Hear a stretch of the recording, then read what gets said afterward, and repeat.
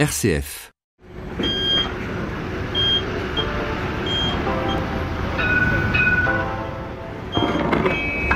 Ligne A à destination de... Le gros plan sur RCF Jéricho-Moselle, présenté par Cédric Rouillon. Nouvelle année, nouveau gros plan sur les mobilités en partenariat avec le réseau Le Met. Très belle année à vous qui nous retrouvez dans ce rendez-vous mensuel qui vous est proposé chaque premier mardi du mois. Aujourd'hui, nous allons parcourir l'actualité des transports avec Nathalie Georges, chargée de formation du réseau Le Met. Bonjour à vous. Bonjour. Et ensemble, nous parlerons formation, emploi au sein d'un réseau et dans la filière des transports en commun, on va dire en général. Bienvenue en tout cas dans cette émission, c'est une première. Oui, tout à fait. Merci de me recevoir. Et puis nous retrouverons une autre Nathalie Petit, responsable de la communication du réseau Le Met. Bonjour et bonne année Nathalie. Bonjour et meilleurs vœux à vous. On peut l'oublier, mais le secteur des transports en commun est un employeur conséquent en France et puis naturellement à Metz. Alors par exemple, combien d'employés compte un réseau comme le Met ? Alors, à ce jour, nous sommes 474 personnes exactement qui sont réparties dans différents services. Donc, on a effectivement le plus gros de notre effectif, c'est les conducteurs-receveurs qui représentent à peu près 340 personnes. Conducteurs-receveurs, c'est le terme technique des exactement. Chauffeurs. D'accord. Tout à fait. Donc on les appelle les conducteurs-receveurs. C'est à eux qu'on pense naturellement quand on prend le bus. En premier. Exactement, c'est eux qui sont en première ligne. Donc vous me dites combien ? 341 pour être exact. D'accord. C'est quand même le gros des troupes. Exactement. Donc qui comporte également les vérificateurs, c'est-à-dire les agents qui contrôlent les titres au sein des transports. D'accord. À côté de ça, on a également un autre gros service, c'est la maintenance, l'atelier, avec le pôle maintenance et le pôle services généraux, qui comprend 41 personnes. Donc aussi un gros effectif. Le reste de l'effectif est réparti dans les différentes directions plus administratives de l'entreprise. D'accord. Ces pôles, les locaux aujourd'hui du réseau Le Met, où se trouve-t-il à Metz ? Alors, on est situé vraiment à la sortie en fait de Voipy. C'est vraiment Metz Nord. Alors, naturellement, pour une entreprise de cette taille-là, il s'agit de pouvoir d'évoluer, de répondre aux évolutions du marché. C'est un marché qui évolue beaucoup, le transport en commun ? Exactement. Alors, on se rend peut-être pas bien compte, mais effectivement, il y a des technologies qui évoluent sans cesse. Si je prends par exemple un exemple concret, on est passé très récemment à des bus électriques. Donc bien sûr, on est en plein dedans là. On est en plein dedans. Donc avec tout ce qui va avec, notamment pour la conduite, mais également pour le service maintenance et les ateliers. Il y a sans cesse en fait des nouvelles technologies qui arrivent et la formation comprend également beaucoup de formations constructeurs pour des mises à jour sur ces nouvelles technologies. Ça veut dire que tous les bus, alors d'après leur gabarit, on l'entend, ne se conduisent pas de la même manière. Exactement. Il y a des permis bus. J'imagine bien que les chauffeurs sont c'est embauchés, avec des permis. Mais néanmoins, un métis n'est pas un minibus, et donc il doit y avoir aussi des formations internes cette fois-ci. Alors exactement. Alors les formations internes commencent à l'arrivée en fait du nouvel embauché dans l'entreprise. C'est-à-dire que quand un nouvel embauché arrive au TAM, il est formé pendant 1 mois. Donc autant sur des choses plus théoriques, comme sur la biéthique, l'apprentissage des lignes, la documentation interne, le système embarqué dans les bus. Et autant ensuite, il est accompagné en doublon sur de la conduite avec et sans voyageurs. Donc sans voyageurs d'abord et avec ensuite. Oui, c'est tout bête, mais c'est vrai que le b.a.-ba, c'est d'abord de connaître les lignes sur le bout des doigts. Exactement. Il ne s'agit pas de louper un arrêt ou un autre. Voilà, vaut mieux bien connaître la ville. J'imagine qu'il y a aussi une grosse partie autour de la relation client. C'est pas évident pour tout le monde non plus, parce que c'est un facteur humain qui est compliqué à gérer. Exactement. En fait, le conducteur-receveur est en première ligne. Donc, on lui donne aussi un bagage pour qu'il puisse en fait s'en sortir face à différentes situations. Donc, notamment, on réalise des formations sur la gestion des conflits, la gestion du stress. Donc, comment les préparer, j'ai envie de dire, au mieux à des situations plus conflictuelles et plus difficiles auxquelles ils peuvent être amenés malheureusement à être quotidiennement confrontés. C'est pas un métier facile, le métier. Ces métiers-là, concrètement, c'est quel type de situation auquel ils doivent être prêts à faire face ? Alors, on a pour les conducteurs receveurs, ça peut être des incivilités, beaucoup d'incivilités en fait, de la part des clients.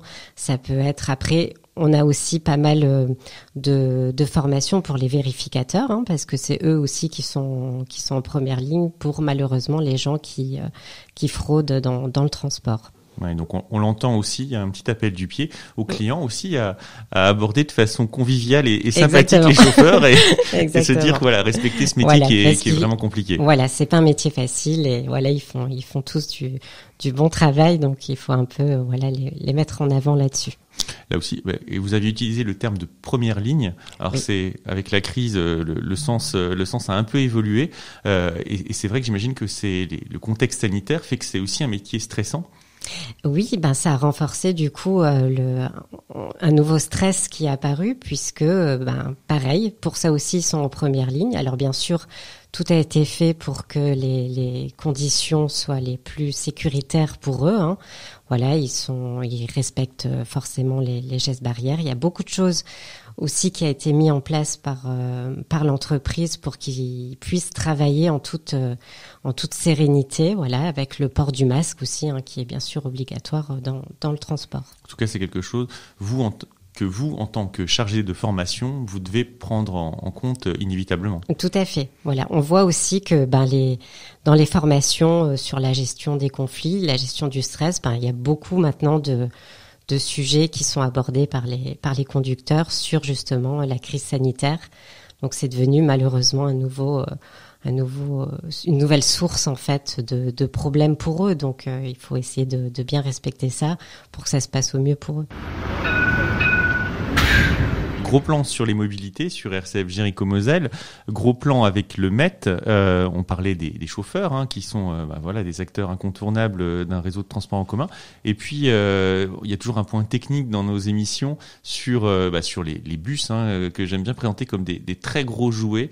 En tout cas, vous avez parlé de la mutation technologique.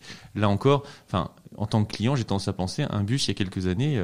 Ça changeait pas beaucoup. Les bus, c'était un peu un élément immuable. Aujourd'hui, on voit que les bus, on a vu arriver le Métis, et puis maintenant on voit arriver l'électrique.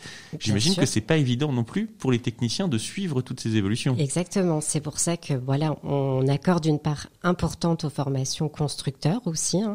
Donc là, on a par exemple acquis de nouveaux Métis qui sont totalement dans la technique différents de ceux qu'on a pu recevoir il y a 6 ans en arrière. Donc forcément, il y a toutes des formations à réaliser pour que tous les mécaniciens, les électriciens soient à jour sur toute cette technologie qui évolue constamment. Alors même quand on ne le voit pas, la technologie continue à évoluer de façon invisible. On est dans plus en plus de choses plus pointues.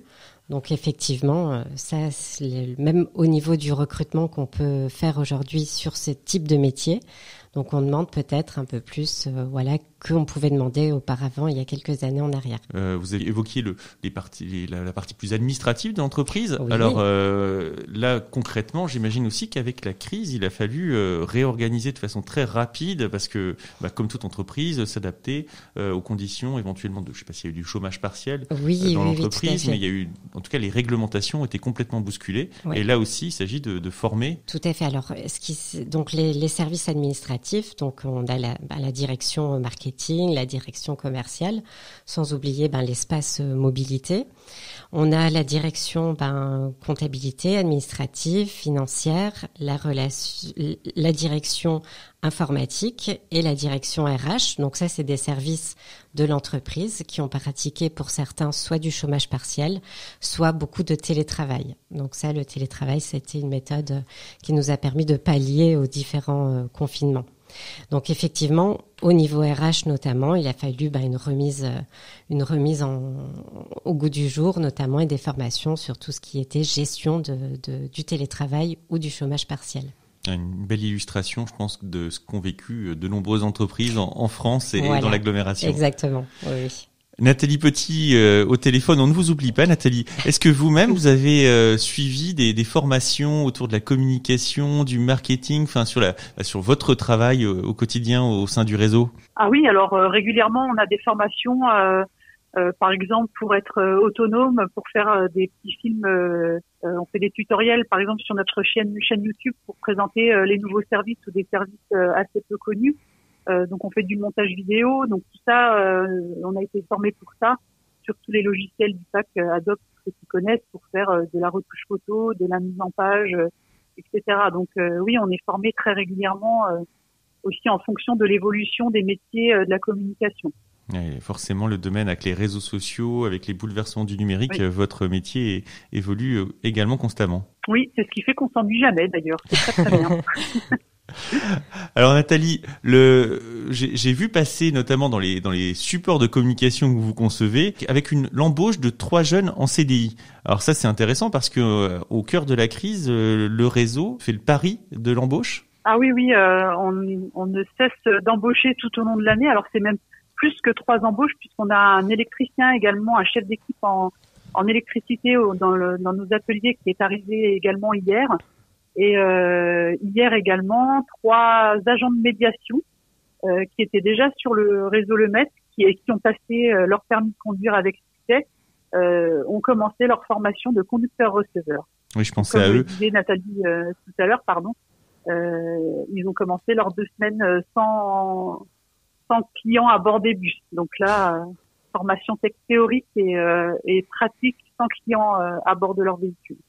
Oui, là, ça fait le lien vraiment avec le sujet du jour, la formation, puisque oui. Les jeunes gens en question sont rentrés dans l'entreprise dans le cadre d'un parcours emploi compétences, c'est ça? C'est tout à fait ça. Ouais. En partenariat donc avec la mission locale, ils ont eu un premier contrat d'1 an renouvelable, et puis ils ont passé leur titre professionnel conducteur urbain de voyageurs et ils ont réussi leur permis. Donc aujourd'hui, ils sont conducteurs-receveurs en contrat à durée indéterminée au sein du réseau. Et ils ont encore donc de belles longues années devant eux pour leur nouvelle mission. Oui, puis c'est une évolution intéressante, j'imagine, pour eux, mais oui. Je pense que leur expérience de médiateur, on l'a compris, leur sera bien utile en tant que chauffeur. Oui, tout à fait. Ils ont déjà une connaissance du réseau, même s'ils ne connaissent pas en tant que tel les lignes de bout en bout, mais ils ont déjà quand même une connaissance du fonctionnement de l'entreprise, des services qui la composent, qui rend quand même la formation plus facile. On sait qu'ils ont aussi un contact facile avec les clients, et qu'en cas de difficulté, ils savent déjà réagir de manière proportionnée et tout en restant à leur place d'agents représentant une entreprise locale. Voilà. Alors, autre info du mois de la rentrée, c'est l'adaptation au nouveau contexte. Alors, le contexte, on l'a dit, ne cesse pas de bouger, mais là, il y a aussi une adaptation horaire avec le couvre-feu à 18h. Vous avez souhaité également changer les horaires de l'espace mobilité. Oui, c'est ça, pour suivre de toute façon l'actualité sanitaire. On a donc décidé de modifier un petit peu les horaires. On ouvre les portes de l'agence commerciale dès 8h. Donc l'agence qui est Place de la République, l'espace mobilité, et ça fermera donc à 18h pour respecter les nouvelles mesures gouvernementales. C'est parfait. Merci Nathalie. Merci à vous. Petit, de nous avoir suivis par téléphone, et merci Nathalie Georges d'être venue dans le studio. Et puis, chers auditeurs, vous pouvez bien sûr retrouver toutes ces informations, vous l'avez compris, sur lemet.fr et puis sur les réseaux sociaux, sur la chaîne YouTube et sur tous les supports qui sont diffusés, notamment dans l'espace mobilité. Bonne soirée et à bientôt.